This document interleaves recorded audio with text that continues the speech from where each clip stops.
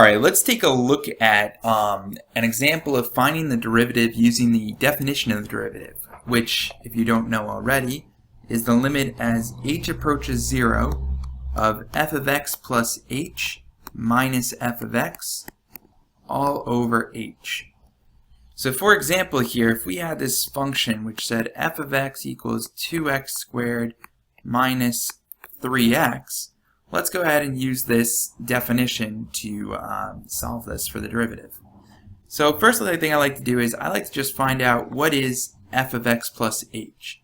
So I'm going to go ahead and do that and say f of x plus h just means I'm substituting in x plus h in terms of x. So this will become 2x plus h squared minus 3x plus h. So then, of course, I have to go here and distribute this out, FOIL it out. So this is like x plus h times x plus h.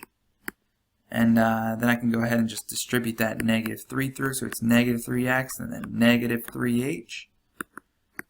And then again, FOILing this out, this becomes 2 times x squared plus xh plus xh plus h squared minus 3x minus 3h.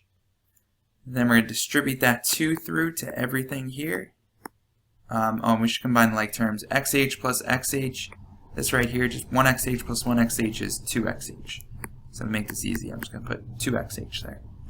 Alright, then we distribute our 2 through, so we'll get 2x squared plus 4xh plus 2h squared minus 3x minus 3h. Alright, so that's what f of x plus h is equal to here. So now I take that whole thing, that limit as h approaches 0 of f of x plus h, which is this whole thing here, h plus 2h squared minus 3x minus 3h, minus now f of x, which we said f of x was that original function here. So I'm going to go ahead and put minus, in parentheses here, 2x squared minus 3x. And make sure this is in parentheses. This is a big step that a lot of people miss. And then it's all of that over h. Okay. Now we're going to go ahead and simplify this. So that negative sign here, that minus sign, has to get distributed through to our parentheses back here. So we're going to wind up with the limit as h approaches 0 of 2x squared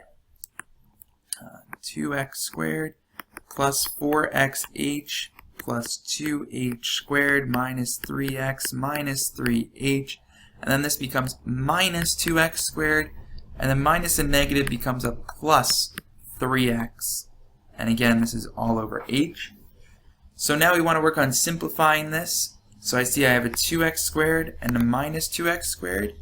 I have a minus 3x and a positive 3x here. So I'm going to be left over then with the limit as h approaches 0 of 4xh plus 2h squared minus 3h all over h here. Then from that top part, I'm going to factor out the GCF, which in this case is an h. So we'll get the limit as h approaches 0 of h times 4x plus 2h minus 3 all over h. These h's will reduce down to 1 there. H divided by h is 1. So this is 4x plus 2h. And then if we're taking the limit as h approaches 0, that means I'm going to substitute in 0 for h. So it's really 4x plus 2 times 0 minus 3. 2 times 0 is just 0 though. So this whole thing will just equal 4x minus 3, and there is your derivative using the definition. Alright, hope that helps. If you have any more questions or comments, or there's a video you would like to see done, feel free to leave a comment below or email us at beyondthetest.com, at beyondthetest@gmail.com. Alright, have a good one.